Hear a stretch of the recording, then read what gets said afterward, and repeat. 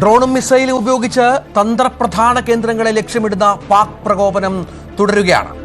ശ്രീനഗറിലും ജമ്മുവിലുമാണ് ശക്തമായ ഏറ്റുമുട്ടൽ നടക്കുന്നത്. ജമ്മുവിലുണ്ടായ സ്ഫോടനത്തിൽ വീട് തകർന്നു എന്നുള്ളതാണ് ഏറ്റവും പുതിയ വിവരമായി ഈ ഘട്ടത്തിൽ പുറത്തുവരുന്നത്.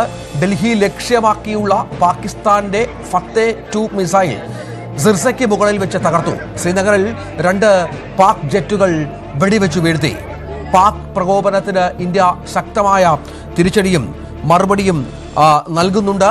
നൂർഖാൻ, മുരീദ്, ഷോർക്കോട്ട് എന്നീ വ്യോമത്താവളങ്ങൾ ആക്രമിക്കപ്പെട്ടെന്ന് പാകിസ്ഥാൻ തന്നെ സ്ഥിരീകരിച്ചു. സിന്ധു പ്രവിശ്യയിലെ സുഖർ വ്യോമത്താവളം ലക്ഷ്യമാക്കി ഇന്ത്യ നടത്തിയ നീക്കവും ഫലം കണ്ടു.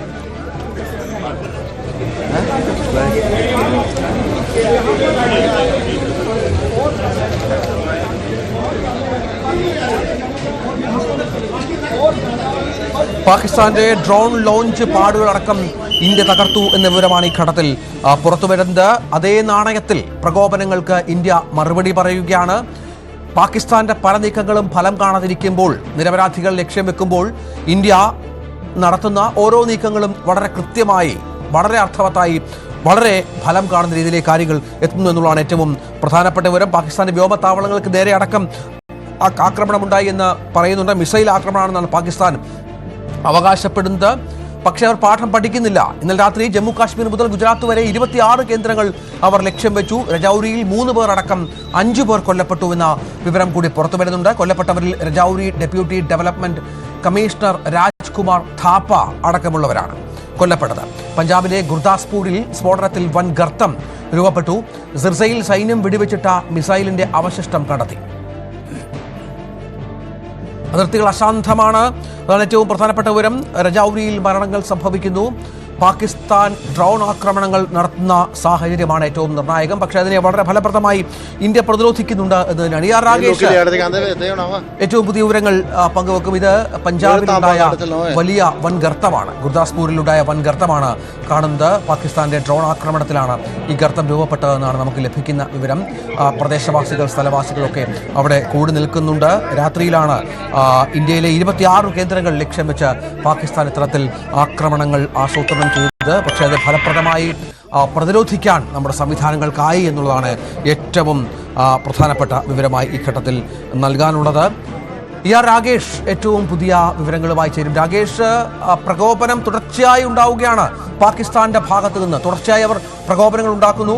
അവർ നേരത്തെ പറഞ്ഞതുപോലെ, കഴിഞ്ഞ ദിവസമൊക്കെ നമ്മൾ സംസാരിച്ചതുപോലെ, യാത്രാവിമാനങ്ങൾ പോലും കവചമാക്കിയുള്ള, കാരണം അവർക്കറിയാം നമ്മുടെ സംവിധാനങ്ങൾ അത്രത്തോളം ഫലപ്രദമാണ് എന്നുള്ളത്.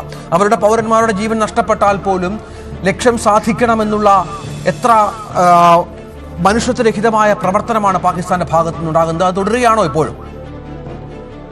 അതെ രഞ്ജിത്ത്, കാരണം സ്ഥിതി കൂടുതൽ രൂക്ഷമാവുകയാണ്. കാരണം കഴിഞ്ഞ ദിവസത്തേതിന് സമാനമായി ഇന്നലെ ഇപ്പോൾ രഞ്ജിത്ത് സൂചിപ്പിച്ചത്, ഇന്നലെ വൈകിട്ട് വാർത്താ സമ്മേളനത്തിലാണ് ഇത്തരം വിശദാംശങ്ങളൊക്കെ തന്നെ പങ്കുവച്ചത്. പക്ഷേ അതിനുശേഷം സ്ഥിതി കൂടുതൽ വഷളാവുകയായിരുന്നു. പ്രത്യേകിച്ച് പുലർച്ചയോടുകൂടി വലിയ തോതിലുള്ള ആക്രമണം പാകിസ്ഥാന്റെ ഭാഗത്ത് നടക്കുന്നുണ്ട്. അതായത് കഴിഞ്ഞ ദിവസങ്ങളൊക്കെ തന്നെ അവർ ലക്ഷ്യം വെച്ചിരുന്നത് ജമ്മു അടക്കമുള്ള വ്യോമസേനാ താവളങ്ങളായിരുന്നു. ഇന്നലെയും സമാനമായ രീതിയിൽ പട്ടാൻകോട്ട്, ഒപ്പം തന്നെ ഉദ്ധംപൂർ, ഒപ്പം തന്നെ ജമ്മു, ഈ പ്രധാനപ്പെട്ട കേന്ദ്രങ്ങൾ അവർ ലക്ഷ്യം വെച്ചു. ബാരാമുള്ള അടക്കമുള്ള പ്രദേശങ്ങളിലും രാത്രി വലിയ തോതിൽ സ്ഫോടന ശബ്ദമൊക്കെ തന്നെ കേട്ടു എന്നാണ് ദൃക്സാക്ഷികളടക്കം പറയുന്നത്. ഡ്രോണുകൾ തകർത്ത ആയിരിക്കാം ഇതൊക്കെ തന്നെ. അങ്ങനെ പ്രധാനമായും ജമ്മുവും പഞ്ചാബിന്റെ പല കേന്ദ്രങ്ങളും ലക്ഷ്യം വെക്കുന്നതിന് കാരണമുണ്ട്. ഒന്ന്, സൈനിക താവളങ്ങൾ, പ്രത്യേകിച്ച് എയർ സ്റ്റേഷനുകളൊക്കെ തന്നെ ഇവിടെ സ്ഥിതി ചെയ്യുന്നുണ്ട്. പാക് അതിർത്തിയോട് ചേർന്ന് കിടക്കുന്ന ഏറ്റവും അടുത്തുള്ള സ്റ്റേഷനുകളൊന്നാണ് പട്ടാൻകോട്ട് വ്യോമസേനാ താവളം.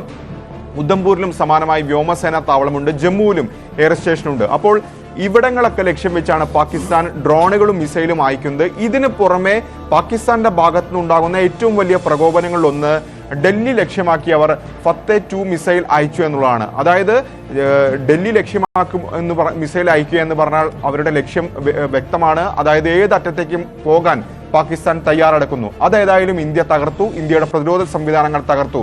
ഹരിയാനയിലെ സിർസയിൽ വെച്ചാണ് ഈ മിസൈൽ തകർത്തത്. അങ്ങനെ ഇന്ത്യയുടെ പ്രതിരോധ സംവിധാനങ്ങൾ വീണ്ടും കവചമൊരുക്കുകയാണ്. പാകിസ്ഥാന്റെ ഭാഗത്തുനിന്ന് വലിയ തോതിൽ ഡ്രോണുകൾ ഉപയോഗിച്ച് ആക്രമണം നടത്തുന്നുണ്ട്, മിസൈലുകൾ ഉപയോഗിച്ച് ആക്രമണം നടക്കുന്നുണ്ട്. അത് സൈനിക താവളങ്ങൾക്ക് നേരെ മാത്രമല്ല, ആരാധനാലയങ്ങൾ, ഒപ്പം തന്നെ ജനവാസ കേന്ദ്രങ്ങളൊക്കെ തന്നെ ലക്ഷ്യം വയ്ക്കുന്നുണ്ട്. ജമ്മുവിലെ തന്നെ ഒരു പ്രധാനപ്പെട്ട തീർത്ഥാടന കേന്ദ്രത്തിലേക്ക് സമീപത്താണ് ഇപ്പോൾ മിസൈലുകളൊക്കെ തന്നെ പതിച്ചിട്ടുള്ളത്. അവിടെ ചെറിയ തോതിലുള്ള കേടുപാടുകൾ സംഭവിച്ചെന്ന് ചോദിച്ചാൽ മറ്റ് അനിഷ്ട സംഭവങ്ങൾ അവിടെ ഉണ്ടാവുകയും ചെയ്തിട്ടില്ല.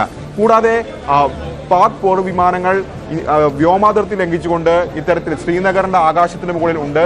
2 പോർ വിമാനങ്ങൾ വെടിവെച്ച് വീഴ്ത്താൻ സേനയ്ക്ക് സാധിച്ചു. അതിലൊന്ന് ജമ്മു മേഖലയിലാണ്, ശ്രീനഗറിലാണ്, മറ്റൊന്ന് വടക്കൻ കശ്മീരിലാണ് വെടിവെച്ച് വീഴ്ത്തിയിരിക്കുന്നത്. അതാണ് സാഹചര്യം. ഇന്ത്യയും ശക്തമായി തന്നെ തിരിച്ചടിക്കുകയും ചെയ്യുന്നുണ്ട്. ഇത് കൂടാതെ ഏറ്റവും പ്രധാനമായി ഇപ്പോൾ ആളുകൾക്ക് അല്ലെങ്കിൽ ആളപായം സംഭവിച്ചുകൊണ്ടിരിക്കുന്നത് നിയന്ത്രണരേഖയിലും ഒപ്പം തന്നെ അന്താരാഷ്ട്ര അതിർത്തിയിലുമാണ്. അത് കഴിഞ്ഞ 2 ആഴ്ചയിലധികമായി പാകിസ്ഥാൻ തുടരുന്നതാണ്. പഹൽഗാമിൽ ആക്രമണം ഉണ്ടായതിനു ശേഷം ഇത്തരത്തിൽ നിയന്ത്രണരേഖയിൽ വെടിനിർത്തൽ കരാർ ലംഘനം തുടരുന്നുണ്ട്.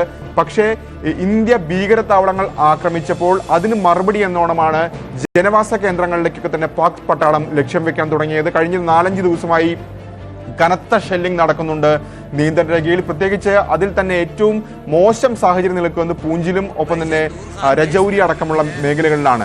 ഇതിൽ തന്നെ ഉറി സെക്ടറിലും സമാനമായ സാഹചര്യം. ഇന്നിപ്പോൾ ഇത്തരത്തിൽ വെടിനിർത്തൽ കരാർ ലംഘനത്തിലാണ്, രജൌരി മേഖലയിൽ ഉണ്ടായിരിക്കുന്ന വെടിനിർത്തൽ കരാർ ലംഘനത്തിലാണ് ഒരു ഉന്നത ഉദ്യോഗസ്ഥൻ കൊല്ലപ്പെട്ടിരിക്കുന്നത്. രാജ്കുമാർ താപ്പ എന്നാണ് അദ്ദേഹത്തിന്റെ പേര്. ഇന്നലെ ജമ്മു കാശ്മീർ മുഖ്യമന്ത്രി അവിടെ പല മേഖലകളും സന്ദർശനം നടത്തിയതാണ്. കാരണം അതിന് തൊട്ടുമുമ്പത്തെ ദിവസമാണ് ഡ്രോണുകൾ ഉപയോഗിച്ചൊക്കെ തന്നെ ആക്രമണത്തിന് അല്ലെങ്കിൽ പല മേഖലകളും ലക്ഷ്യം വെച്ചത്.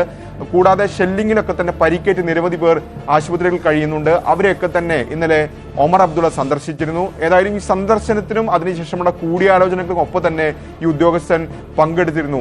അദ്ദേഹമാണ് ഇപ്പോൾ പാകിസ്ഥാന്റെ ഷെല്ലാക്രമണത്തിൽ കൊല്ലപ്പെട്ടിരിക്കുന്നത്. മറ്റ് മരണങ്ങൾ കൂടി റിപ്പോർട്ട് ചെയ്യപ്പെട്ടിട്ടുണ്ട്. അതിൽ 3 പേർ രജൌരിയിൽ ഇദ്ദേഹത്തെ കൂടാതെ 3 പേർ അവിടെ കൊല്ലപ്പെട്ടിട്ടുണ്ട്. മെന്ദർ സെക്ടറിലും സമാനമായ രീതിയിൽ ഒരാൾ കൊല്ലപ്പെട്ടിട്ടുണ്ട്. ഇതുകൂടാതെ ആർഎസ്പുര സെക്ടറിലും ഇത്തരത്തിൽ ജനവാസ കേന്ദ്രങ്ങളെ ലക്ഷ്യം വെച്ച് നടത്തിയ ആക്രമണത്തിൽ ഒരാൾ കൊല്ലപ്പെട്ടിട്ടുണ്ട്. അതായത് നിയന്ത്രണരേഖയിലും അന്താരാഷ്ട്ര അതിർത്തിയിലും വലിയ തോതിൽ പാകിസ്ഥാൻ പ്രകോപനം തുടരുകയാണ്. ഇപ്പോൾ ആർഎസ്പുര സെക്ടർ എന്ന് പറയുന്നത് ജമ്മു ജില്ലയാണ്. മെന്ദർ സെക്ടർ അടുത്ത് കിടക്കുന്ന പൂഞ്ചാണ്. അതിനുശേഷം രജൌരി ജില്ലയിൽ തന്നെയാണ് രജൌരി അടക്കമുള്ള സെക്ടറുകൾ വരുന്നത്. അങ്ങനെ ആ മേഖലയിൽ, പ്രത്യേകിച്ച് ജമ്മു മേഖലയോട് ചേർന്ന് കിടക്കുന്ന നിയന്ത്രണരേഖയിൽ വലിയ തോതിൽ, അന്താരാഷ്ട്ര അതിർത്തിയിലും വലിയ തോതിലുള്ള ആക്രമണം ഇപ്പോൾ പാകിസ്ഥാന്റെ ഭാഗത്ത് നടക്കുന്നെന്നാണ് പ്രധാനപ്പെട്ട കാര്യം. ഇതിന് പുറമെ ജമ്മു ലക്ഷ്യം വെച്ച്, ശ്രീനഗർ ലക്ഷ്യം വെച്ച്, ഒപ്പം തന്നെ പട്ടാൻകോട്ട് ലക്ഷ്യം വെച്ചും പാകിസ്ഥാൻ മിസൈലുകളും ഡ്രോണുകളും അയക്കുന്നു. അതൊക്കെ തന്നെ തകർക്കാൻ ഇന്ത്യക്ക് സാധിക്കുകയും ചെയ്തിട്ടുണ്ട്. ഏതായാലും ഇന്ത്യയുടെ മറുപടി ഇനി എന്തായിരിക്കുമെന്നാണ് പ്രധാനപ്പെട്ട കാര്യം. ഇന്നലെ ഇത്തരത്തിൽ 36 കേന്ദ്രങ്ങൾ ഡ്രോണുകളും മിസൈലുകളും ഒക്കെ തന്നെ ഉപയോഗിച്ച് 36 കേന്ദ്രങ്ങളാണ് പാകിസ്ഥാൻ ലക്ഷ്യം വെച്ചത്. അത് ബാരാമുള്ള മുതൽ ഗുജറാത്തിലെ കച്ച് വരെ നീളുന്ന പ്രദേശങ്ങളാണ്. ഇതൊക്കെ തന്നെ തകർക്കാൻ നമ്മുടെ സുരക്ഷാ സംവിധാനങ്ങൾക്ക് കഴിഞ്ഞു. പക്ഷേ ഫിറോസ്പൂരിൽ ഡ്രോൺ പതിച്ച് 3 പേർക്ക് പരിക്കേറ്റുണ്ട്. ആ ദൃശ്യങ്ങളൊക്കെ തന്നെ ഇന്നലെ പുറത്തു വന്നതാണ്. അത് ഒഴിച്ചു നിർത്തി കഴിഞ്ഞാൽ കാര്യമായി ലക്ഷ്യം കാണാനൊന്നും പാകിസ്ഥാന് സാധിച്ചില്ല. അതെല്ലാം തന്നെ ഇന്ത്യയുടെ പ്രതിരോധ സംവിധാനങ്ങൾ തകർക്കുകയായിരുന്നു. തീർച്ചയായും ഡ്രോണുകൾ, അതായത്